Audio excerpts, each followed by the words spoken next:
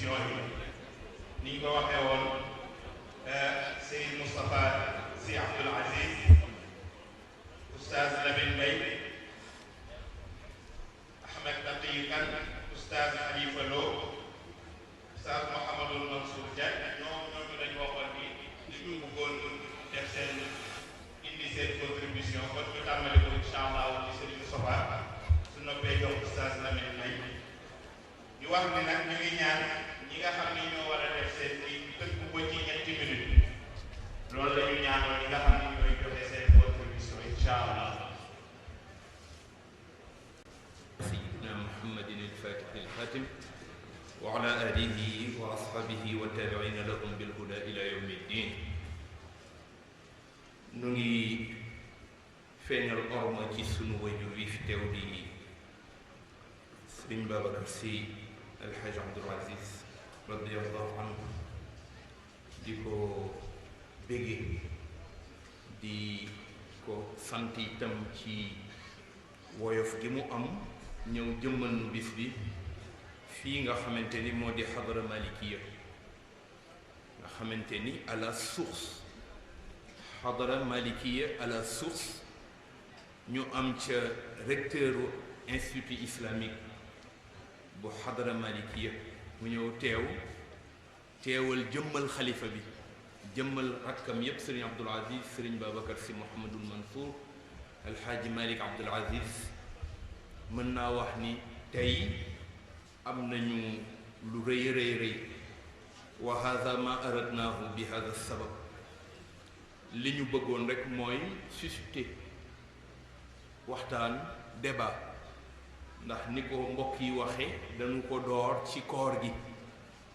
muy comité de pilotage bu ñu taxawal tudde ko ramadaniyat. ci comité boobu la ñu xalaate ni war nañu dellu si benn ci thème yi ñu doon waxtaane ci weeru koor. bu ñu ko waxtaanee invité ay spécialistes, ay docteurs, invité boroomi xam-xam, ñu daje gëstuwaat bu fekkee ni mën nañu juralaat yeneen gis-gis. nu am mbégte lool ci nii nga xamante ni noonu la demee ak teewaay bi, doonte la xat na fii pencu daara la, saa su ne dafa war di jur ay débat, ay weccoo ci xalaat, kenn ku nekk di ko melal ngir mu jëmmal li nga xamante ni moom la boroom jëf laa yele woon këram mu di Seydi Hajj Malik. nu ñëw léegi ci waxtaanu Hajj Malik. foog naa ni li ñu ci bëggoon rek mooy dafa am lu ñuy tuddee déviation mu am ci biir waxtaan wi nga xamante ni mu ko waxee léegi dàquñu mu am, parce que Sénégal ku ne xam na ni réew mu ñu bëgg développement am fi la. waaye boo seetee ñi ñu koy jàngal toujours boo nattee seen population moo ëpp téeméeri junni yoon sunu population. ñii ñu nga ca ay centaines de millions. nun amaguñu lu dul def naa démb la ñuy doog a publier les derniers chiffres du recensement bi amoon ci 13 millions la ñu yem. 13 millions ñu wax la ni la yamale ko fa mënul nekk. nun dañoo gëm yàlla, dañoo gëm li mu jàngale ci alquran. li mu jàngale ci alquran wax na ni na ngeen di jur ngir ëllëg mu nekk puukare bu may puukarewoo moom Seyduna Muhammad. loolu muy puukarewoo mooy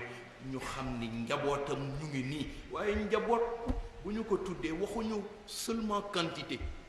qualité la ñu wax. ndax El Hadj Malick ñi mu indi ñépp ci ay anbiya wa rusul, seen ñaan bi ñu demee bay tàllal seen loxo yàlla may leen, dañoo ñaan yàlla may leen une progéniture de qualité. Comment peut-on pouvoir demander ce don de Dieu mu di ko maye nga ñaan ko ni ko may ma mu di la ko may ba pare nga di ko yàqal? kon danañ bëgg nit ñi dellu siwaat ci ni ñaan yooyu yëpp waxuñu rek na bari naam, waaye na nekk qualité ba ci yar ba, qualité ba ca jàmmi yaram, qualité ba ca xalaat ya, qualité ba ci teguwaayu dund yu leen mën a may seen dund dootul toskare parce que jël njaboot ñaan ko ba yàlla jox la ko ba pare te yow teguloo ko ci ay teguwaay yu ko mën a may tawféex bu mu dunde ba faw kooku itam damay wax ne day mujj wëlbatiku nekk poids waaye nekk bàkkaar. loolu moo tax thème bi ñu indiwaat ko pour waxtaanewaat ko fii ci xadara maliki yi bu ñu ko waxtaanee it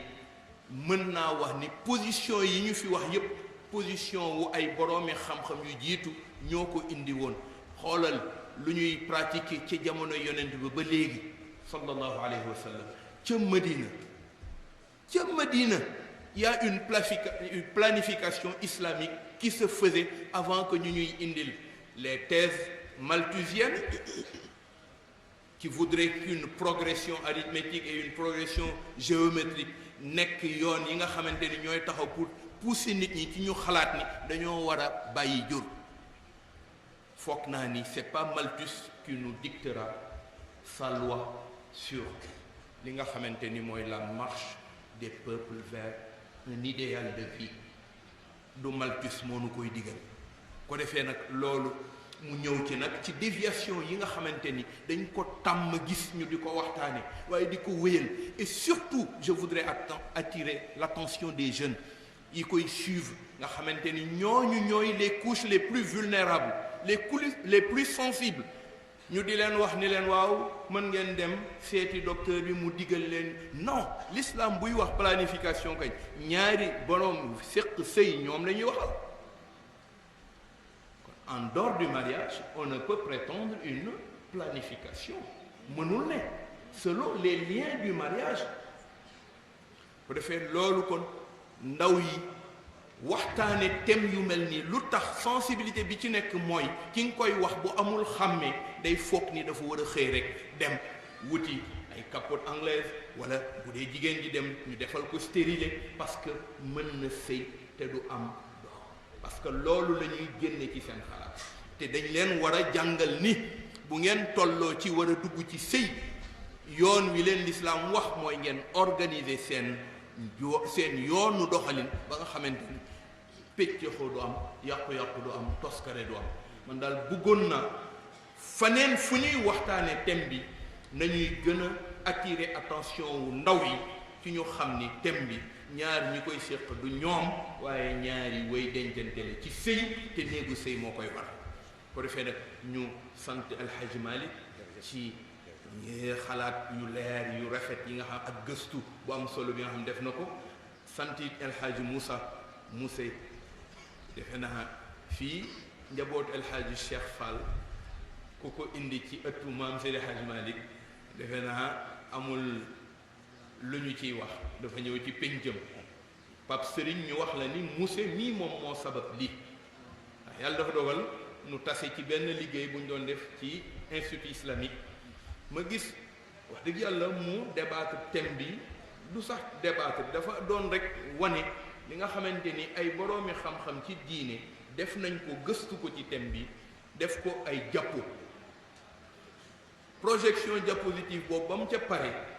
mu rafet lool ci xalaat ni mu ko indee bi ñu defee nag ramadaniyaat yi fii mu am polémique tuuti ca mujj ga ñu ni kon nag man maa ko woor ci téléphone ni ko daal dañu bëggoon organiser lu mel ni mu rafetlu ko yóbbu leen wax dëgg yàlla ci mbokk yu baax yi nga xamante ni tey ñoo déplacé lu bëree bëri ci li ñu yéwénalal organisation bi indi ko Tivaouane ak presse bi nga xamante ni ñoom ñëpp kenn ku ci ne def nga ci sa ndimbal pour que mu mën a nekk lu ñuy wanewaat ci yeneeni pénc ak ci yeneeni réew loolu moo tax kon danañ ko santaale itam réseau bi nga xamante ni ñoo ci yëngatu tabarakallahu ñoom it ñu ci bëri ci ñoom ñu ngi fi ñu wax la ni daal fii la jaare Ousmane Ndiaye docteur Ousmane moo doon def waxtaan wi keroog ci ramadan yeeg mu xaw a bëri lool ay xam nga fu ay oustaz arab daje yenn saa yi kenn ku ci ne masala yi day bëri kenn ku ne bëgg a indi kenn ku ne bëgg a taaj benn ku ne bëgg a dindi man leen kon nag duggan nañuy def baneen bu gën a yaatu boo xamante ni xëy na sax mën nañu amaat baneen bu gën a yaatu bii waaye bii nag ñu doyloo ko pour le moment ndax mu tëj ramadaniyaat yi ñu ubbiwaat yeneen page jëm ci kanam loolu rek mooy li ñu bëggoon a dawal jéggalu bu baax a baax ci kaddu yi ndax waroo toog ñuy yëkkati kaddu sunu orma ci yow joxewu ko waaye sa mbaax nag moo nu ko may yàlla na la yàlla yàggal ci sunu kanam yàlla na la yàlla gën a dëgëral te mottali la sa mébét ci mag yu baax yi topp ci yi nga topp ci seen kanam yàlla mottali la lépp bin najaax wal aafiya wassalaamu aleykum wa rahmatullahi taala wa barakatuh. aleykum salaam wa rahmatulah jërëjëf si leer na baax na ma dama la si yan yàgg ma ne bu ko defee ñu jox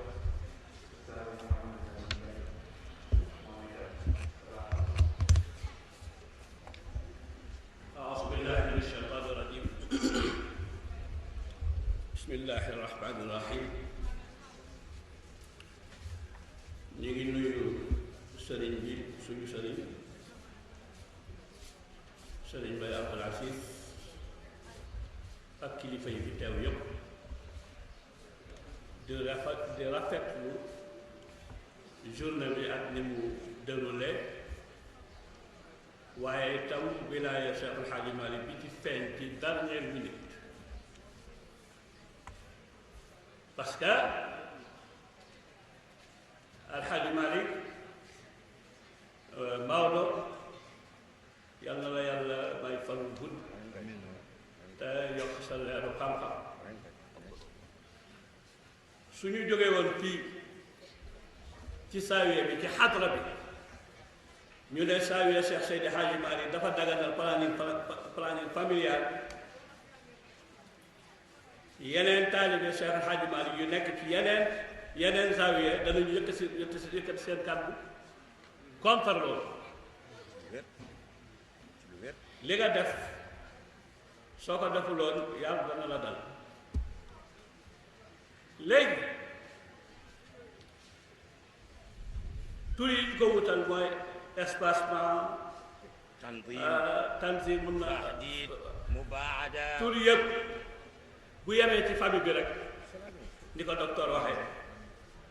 des na ko mën a dégg des na ko mën a nangu waaye au niveau du Sénégal planning familial doxewul noonu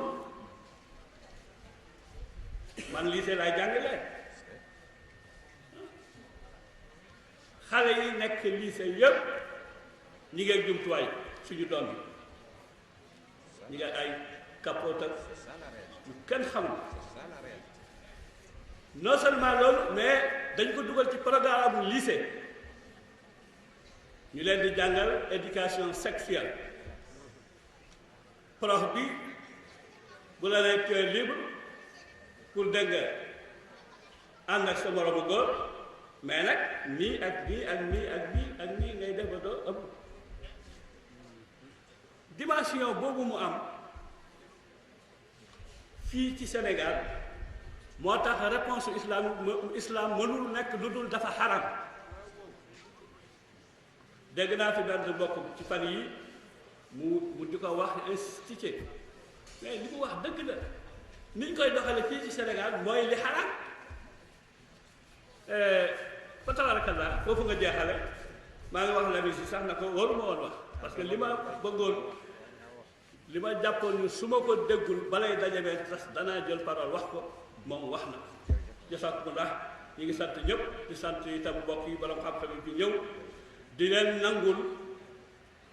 li ñu wax problème bi du seen problème bi problème mu état la moom mi ngi wax depuis 95 mais ñun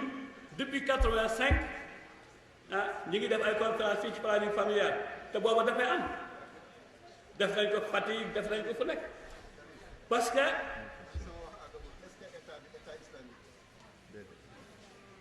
lo état moom état laïque kooku moom du ñu werante état laïque la mais état laïque nag su bëggee doxal li muy doxal na utiliser pouvoir bi mu am ak pexe yi mu am mais bu mu ñëw da nga ci xaatal bu mel nii di jéem a sàkk ñu waxal ko fi ne li nga bëgg li ngay def dafa daga waaw ñun d'accord nañu ci li yàlla tëral fii ci Sénégal état bi nekk état boo xam ne ay jullit la ko daal président daal bi gën ci suuf ñëpp ay jullit lañu mais état bi du état islamique état laïque mais suñu bëggee daganal lu yàlla xaraamal vraiment nañu moytu place yu mel nii su ngeen jëluloon décision bu mel nii du ñu dig. salaamaaleykum wa rahmatulahi taala wa barakatuh.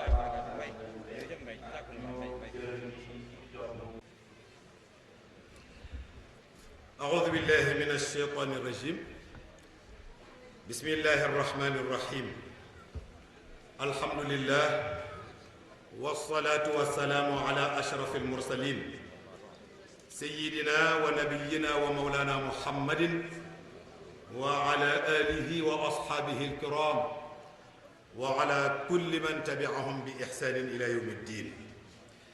بقي السلام عليكم ورحمة الله تعالى وبركاته fi ñépp jaar rek lay jaar ci nuyoo ndax lu yàlla digle la waatul buyuta min abwaabiha lu ngeen di def jaar leen ko ca bunt ba te bunt bi tey mooy suñu nijaay sëriñ Mbay Abdu bu ma nee suma nijaay rek moom xam na jaarale ci moom sama nuyoo jëmale ko ci kilifa yi fi teew yépp naam nag beral ci sama nuyoo ñaari jarbaat yu fi teew muy Cheikh Mouhamadul Moustapha Sy ak Sidi Ahmed Sy man damay teg appellation yi fële mubaada tanzimu nasl taxdiidul nasl dama koy teg fële ndax gis naa ni polémique bi li ko indi ma nga sosoo ca tur ya man damay indi nef ndax dama juddu fekk këru daara yi jaboot yi di ñëw ci sëriñ daara yi di wut lu téere nef sëriñ daara yi di leen bindal téere nef ñu di ko yóbbu di ko takk mu am lu muy def ci ñoom te suñ daara jëfale da nga daan ñëw sëriñ bi bind aayam walbati ko na mu ko bëgg a walbatee dem ni la demal wut gën gu ñu bojj ba mu fëq ca taat wa nga lelli fa benn galan lëmas ko ci takk jox ndaw si mu dem la mu doon wut yàlla defal ko ko kër sëriñ yépp a koy def aujourd'hui téere boobu ñu daan bind am na fu ko sëriñ bi tegoon ba tax mu di ko bind parce que dafa doon wax ni kii di ñëw di wut téereb nef c'est parce que buy nàmpal day jàpp ëmb mu nekk loraange ci moom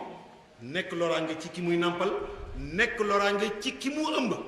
mu daw ci sëriñ ba di bind lu ci téere sëriñ ba mu koy laata bindal téere xam na téere xam na la yàlla wax ba tax mu bindal ko ab téere booba nag ci wàllu nef ba tey laay wax moom la ñu moderniser tey jël téere ba teg fële indi beneen moyen boo xam ni la nga bëgg mën nga ko am te doo ko jaar ci téere bi man principe boobu laa gis ci planning familial c'est vrai au départ par mal compréhension le planning familial am na nu ko nit ñi gisee woon xale yee ci ruuxaloo di jël ay pilule xale yee ci ruuxaloo te sëy ñu sëyaanewun te planning familial dégg naa sëriñ bi léegi wax ko ni ñaari way dencante yi moo ko tax a jóg du dëgg ñaari way dencante yi nag bu leen loolu taxee jóg ba ñu dem ba gis ni njur mu jege mi mën na indi yàqu-yàqu ci wàllu wér-gu-yaram heureusement man bu ñu fi jóge woon ñu ni dem nañ kër ci El Hadj Malick ñu ni dagaluñu planning familial sans exception mais dama dégg ku ci wax rek ne sauf boobu nag laa bëgg mu leer j'ai entendu sama jarbaat Moustapha Sy wax ni sauf en cas de nécessité médicale j'ai entendu également Serigne Maodo Sy wax ni sauf su fekkee ni loraan nga def ciy juddu defe naa ni sax nijaay sëñ Bay feelu na ko yëkkati loxoom ni bu fekkee ni loraan nga da ciy juddu ma daal di d'accord ci loolu ndax fa ma ne turra ghayra baaxin wala aadin suñ borom nee na kooku fa laa itma alay kon en cas de nécessité médicale sanitaire mu wóor la ne lii su ma ci jugul am ndeete ay doom ndeete jabar mu wóor ma ne lii war naa ci jug sama wér-gu-yaram la ñu waxtaan ci ñun ñaar ba d'accord ci yaakaar naa ni d'accord boobule bu ci ñaari waajur yu d'accordé loola defe naa ni ñoom bañuñu ko la ñu bañ kay mooy belangal ko ku nekk ñu jox la ci droit lu la neex def waaye dama bëgg ngeen xam nag ni yooyu ci am ñay yore planning familial ne sont pas responsables ñooñu ay mukallaf lañ xam nañ lañ leen togg ci jëf la dagan xam nañ ko la ñàkk a dagan xam nañ ko suñu fekkee loo xam ni wóor na leen ni seen yoon nekku ca ñu jëfandikoo boo xam ni dañ ci am meru yàlla ñoom ñoo ko teg seen bopp ndax kat gis naa ni alcool wala diluant leneen na ko tax a jóg alcool faj moo ko tax a jóg faj microbe diluant jaxase ko peinture moo ko tax a jóg waaye léeg-léeg nga gis koo xam ne day dem jënd ko di ko ginze di mandi di dogale nit ñi di ci am daanu suñ borom bi subhanahu wa taala lépp loo gis rek day am ñuy ruuxaloo ca biir man daal fi ma bëgg a insister te foofu laay jeexalee moo di ni damay ñaan kër gi balaa ñu fiy jógee ñu leeral loolu parce que ñëw nañ rek ñu ne ñeet sont pas d'accord si nga seen baatu suuf boobu ngeen wax laa bëgg suuf boobu ngeen wax ni suuf en cas de nécessité ngeen leeral leen ko wax leen ni leen d'accorduñ ci méthode yi wala d'accorduñ ci doxalin wi waaye nag bu jigéen bëggee loru su jigéen bëggee loru ci wàllu nef ñun d'accord nañ ci ndax dañ koy daal di yéege ca qaida bay wax ni fa man ittara ghayra baghin wala aadin beneen bi ci des ñu baal ma ko moo di dégg naa ci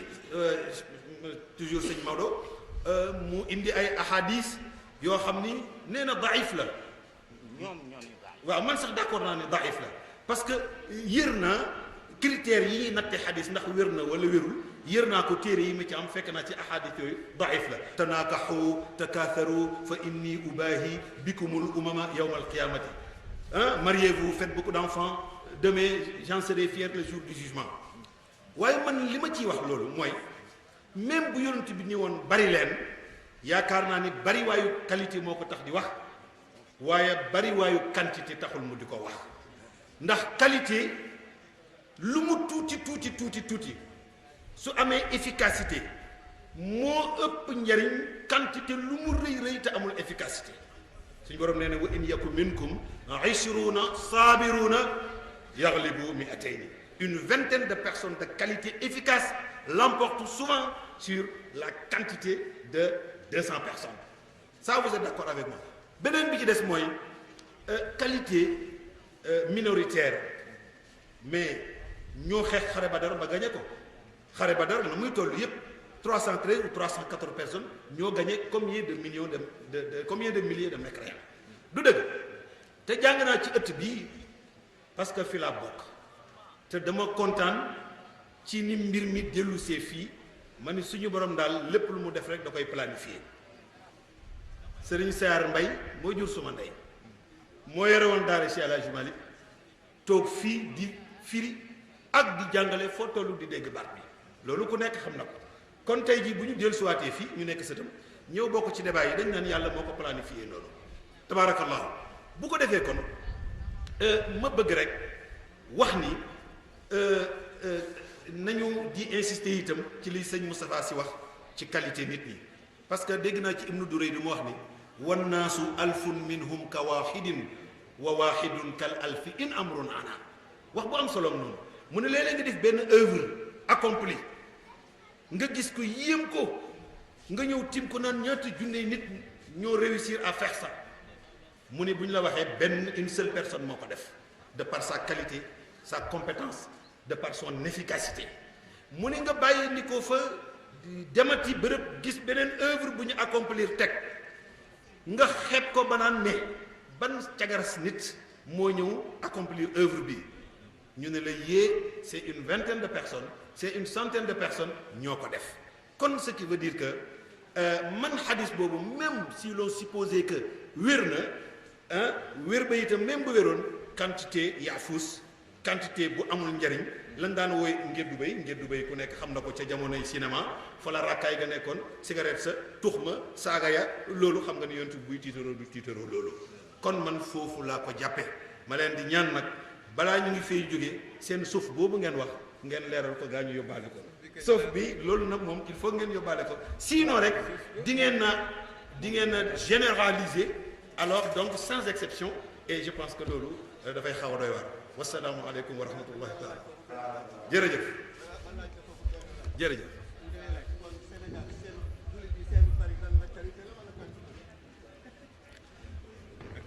sama nijaay sëñ Bay me pose une question.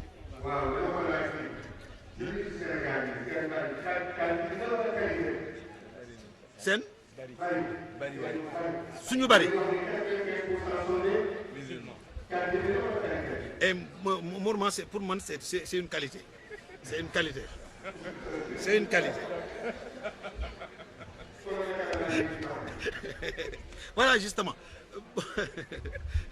loolu beneen débat la tabarakallahu parce que moi je dis souvent laïcité dafa war a tungóomante ak neutralité. On ne peut pas tout le temps observer la laïcité par rapport à la religion sans pour autant également observer la neutralité entre les chefs religieux, entre les tariqa. Man foofu laa teg mbir bi du dëgg kon je pense que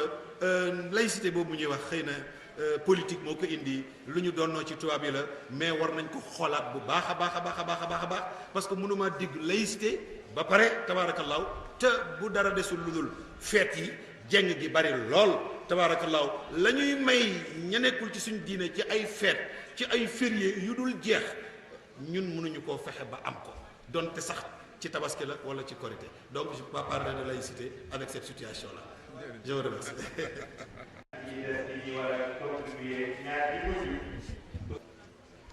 mu mel ni mi ngi guddi ci jotaay baa ngi bëgg a yàgg ñu nuyu bu baax Seydi Aboubacar nuyu ci jëmmam xalifa bi ak rakkam bi tedd yi Cheikh Abdoul Aziz Cheikh Aboubacar Mansour Hadj Malick ak usra Seydi Hadj Malick yëpp di kontaan itam dama doon wax mbokk yi ci jataay bu njëkk ba ni leen masala la boo xam ni dafay mën a dox ci ñaari wàll bayna muaaridin wa muayyid ki koy saxal na ko argumenté teg ko ci xam-xam ki koy dindi na ko argumenté teg ko ci xam-xam su boobaa bu ñu defee synthèse ku ci nekk nag sañ nga tànn la ngay ànd mu mel ni xadra bii ñu bokk xadra tënku la Cheikh Alxaaji Malik sos ko jël al aqida al ashariya ci tawxidam jël al madhab al maliki ci ngërëm jël tariqat al junayd ci suluk tànn ci tariqa Cheikh Ahmed Tijaani yi tënku ci boobaa léegi nag génn ko ci wax génn ko ci jëf moo tax man dama wax ni bu ñuy wax débat yu mel nii invité ci ñu bari nañuy sóor ñi ñuy wax al awaam mooy ñi mënul jàng mënuñoo bind ci ëpp ci ñi teew ndax ñoom ñooy al mustahdafuun bu lor dee am ñoom la lor gi di ëpp lu mu leen di daal mu mel ni lii Hajj Malik junju sànq ca Moustapha feddali ko mazhabul maliki am na lu ñu indi woon muy saddu daria te ñun ñépp yëgal nañ suñu bopp ni planning familial tur wi ba mu amee ba léegi su amee ay njëriñ ci wàllu itam yennati nit wala yennati ONG am na ay danger yu bari ci population yi ak njaboot yi ndax ubbi na bunt yoo xam ni tax na foo mi bari na lool ba ëpp ca ku nekk kenn dooturam la contrôlé su boobaa kon dañuy jox al mazhabul maliki mi ko tere dañ koy jox dëgg ci suñu jamono bi moo tax man maa ngi dellu si waat ni Cheikh Al Hadj Malick dafa waxoon ni su ay waxi boroom xam-xam dajee na nga tànn ba ca sa sëriñ wax nga tënku ca te ñun mazhab bi ñu bokk mooy al mazhabul maliki moo tax ma wax Ousmane Ndiaye ma ne ko nag ñu at indil li imam Malik wax ci planning familial la ñu ca imam Malik wax ma ne ko da lay wóor ni mooy nekk sawtul xadara ndax ca la ñuy ànd ndax loolu moom lañ fi fekk te loolu mooy liñ continuer insha allah su ko defee kon loolu laa bëggoon ñu bàyyiwaat ci xel bu baax xam ni saddu zaria dafa am solo te li tax imam Malik indi ko ci ngërëm du caaxaan parce que ku yar ku nekk ak sa pasinu bopp jënax yaa ko xam li tax Cheikh Al Hadj Malik indi wasifa ngoon wasifa gannaaw timis diggante timis ak gée am na lu mu ci namoon am na lu mu ci bëggoon defar saddu zariati itam bu ñëwee ci mazhabu Malik am na lu mu bëgg a defar am na lu ko tax a jóg am na nag lu ñuy coow ci ni planning yàq na ko planning yàq ko famille yi chef de famille yi ñoo ko yàq ci seen bopp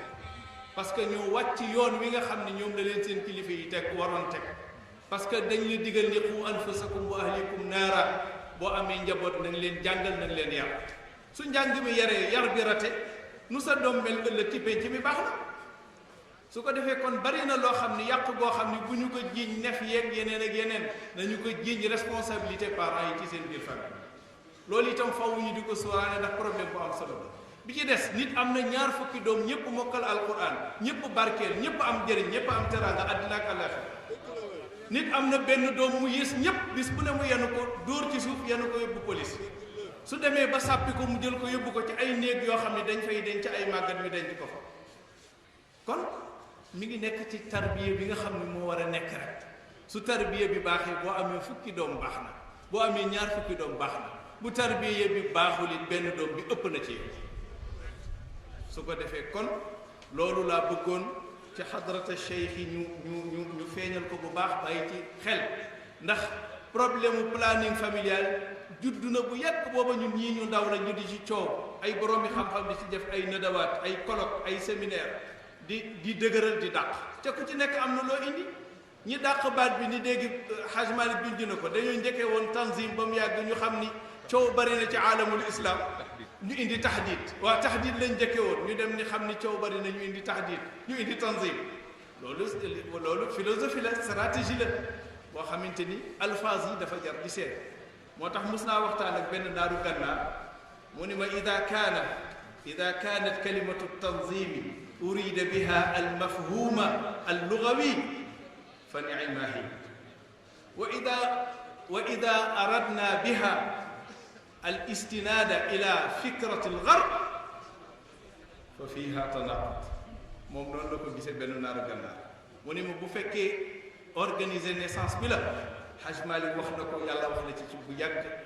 alquran bàyyiwul lu mën a defar nit tey ak ëllëg maa faratna fil kitaabi bi shay yàlla bàyyiwul dara yépp ay sharxa la leeral wala xam-xam ñëw démontrer mbir pour dëggale ko alquran mais amul dara luy ñëw loo xam ne dina mën a nekk luy weddente ak alquran su ko defee kon même su fekkente ni baat yi bari na coow ñi naan tahdid la lu ci nekk am na ci loo xam ni mën nañ ko xam wala mën nañ ko bañ a xam waaye li ci am solo rek mooy ñu xam ni taalibe du gàggantikoo ci mbedd te ñun ñi ngi nekk ci suñu xadara suñu kilifa toog ci mazhabul maliki yi la ñuy sukkandiku ci la ñu tënku ci la ñuy nekk tey ba ëllëg insha allah kon nag loolu yàlla nañ ci yàlla saxal te yàlla nañ ci yàlla dimbale dàquñu nag xalaatu kenn ndax itam nit ku nekk libre nga ci tënku ci xalaatu mazhab bala neex waaye njaxase ci ngir itam Ousmane wax na ko sànq wax bu am solo la lu jar di bàyyi xel mag ñi nag daan nañ wax ni yàlla bu bëggee bind est-ce que planning mën na koo tee bind yéen jigéen ñi yéen a may tontu gis naa kenn waxul ay jigéen ñoo xam ni gis naa leen seen làmmiñ ak sama nopp ñu ne ay la yéwén di planning bi daf ma rëcc moo tax xadis bi mbokk mi junju sànq daf ko àggalewul wala boog riwaaye bi mu yem la waaye yonent bi teg na ci waa ji ñëwoon di wax ak moom ni ko ida arada allahu an yaxluqahu mastataata an tasrifahu ni ko su yàlla namee doom ji judd téeméeri moyen yoo mën a utiliser pour tax doom ji du jàll dama gis moo xadis bi sànq ca indilewul cat li ma ni xaw ma dafa yem ci riwaaye wala boog dafa seet li mu soxla rek ñu jël ko bàyyi li ci gis waaye foofu defe naa ne lu jaroon a bàyyi xel la lu jaroon a insister la ndax yàlla itam lu mu nar ci doom juddu defe naa ni jëfandikookaay mën na tere mu juddu su ko defee kon Cheikh Al Hadj Malick nag d'accord na ci ñu dellu ci médecine bind na ko ci lettre nañu dellu ci médecine bu fekkee masala boo xam ni dafa laaj xalaatu médecine juddu Cheikh Al Hadj Malick nee na nañu dellu ci médecine waaye nañu nekk atibaa mawsuqina bihim loolu lu ci jara leeral la atibaa mawsuqina bihim na nekk ñoo xam ni li nga yëg ci sa diine ak sa ngor di ko dund boole nañ ko seen métier mais médecin boo xam ni tey politique plan politique bi ñu ko joxe rek ni ko doxale ko noonu rek lay respecté moom lay gën a sàmm ci sa diine moom lay gën a sàmm ci sa ngor su ko defee moo tax mu ni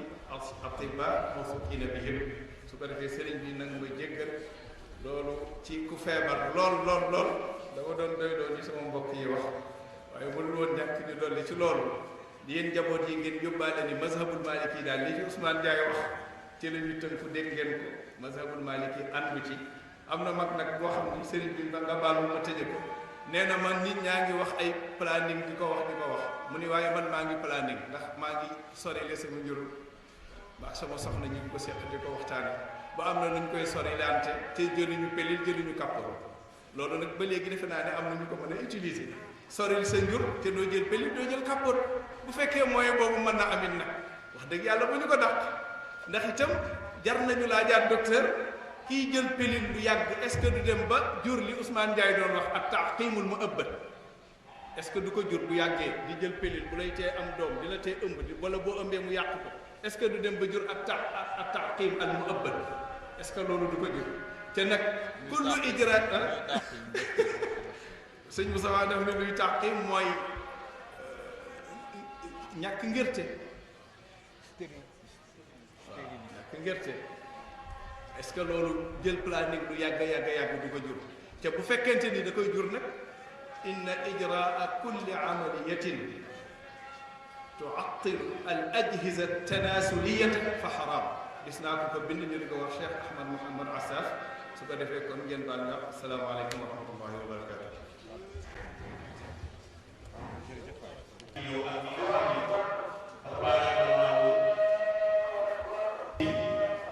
Walfadjri ak yi nga xam ni itam ci wàllu rajo la di Al Bayaan ak rajo Al Buraq ñoom itam ñu ngi leen di sant bu baax ak wala organe de presse yi nga xam ni ñëw nañu moo xam bu ñu bind la moo xam bu ñuy lire ci internet la ak yu mel noonu fa tabarakallahu comité bi nee na ñu ngi leen di sant ñu ngi leen di gërëm bu baax a baax kon xaaj na ko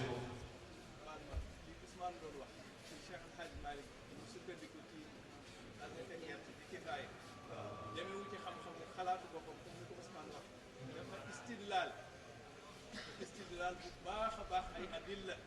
yoo xam ne yëg na ni mën na ci sukkandiku pour ni azaka gerte mën nañ ko génne waaw loolu yi dafay jar ñu leeral ko ndax ñu bañ waaw ñu leeral ci li Seydi Ousmane Ndiaye wax ci Seydi Hadji Malick li mu daganal joxe azaka ci gerte ñu wax ne loolu yi tegu ko ci xalaatu boppam dafa indi ay dalil maanaam ay tegtal ci waxi borom xam-xam ak ci alquran ak ci sunna yu dooleel li tax ni gerte war nañ ko jël génne ko azaka ko defee loolu itam oustaz Mbaye loolu nee na dafay baax ñu leeral ko incha allah te yàlla nañu yàlla defal dégg ci bu baax a baax kon oustaz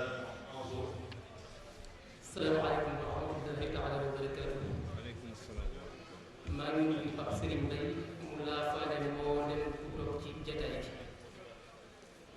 damay commencer par saluer li nga xam ni Pape Maodo def na ko te damay wax ni c'est le courage qui fait l'intellectuel nit day courage ci ay position te position bi mu jël courage la xam nan Tiwaawan position bi mu am ci xatti planning familial te yaakaar naa tonton moo tax su ma paree ma ñëw ci Moussa Fall yàlla def na universitaire la mu ngi préparé doctorat am képp kuy def doctorat am na lu ñuy tuddee cadre théorique doo ñëw rek nu la neex nga waxee ko d'ailleurs booy présenter projet de recherche diñ ci indi cadre théorique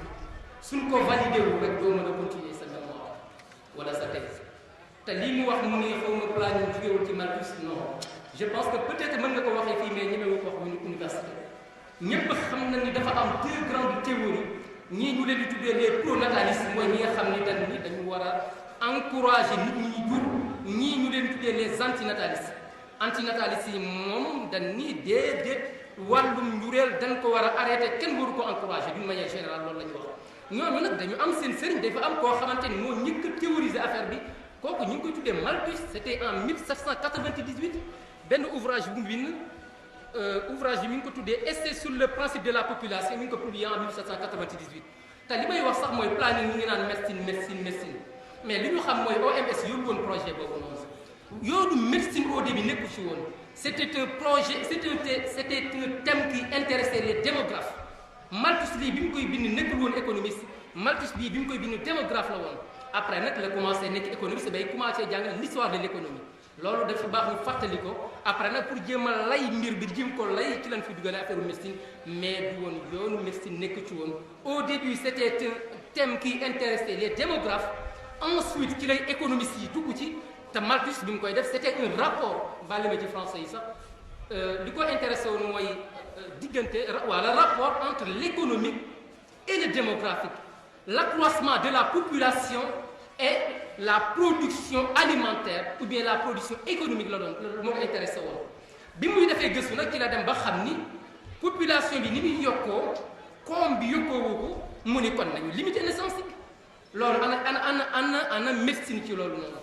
te li ngeen xamul mooy projet bii mais OMS yoru ko woon fi ñu yàpp moo ko yoroon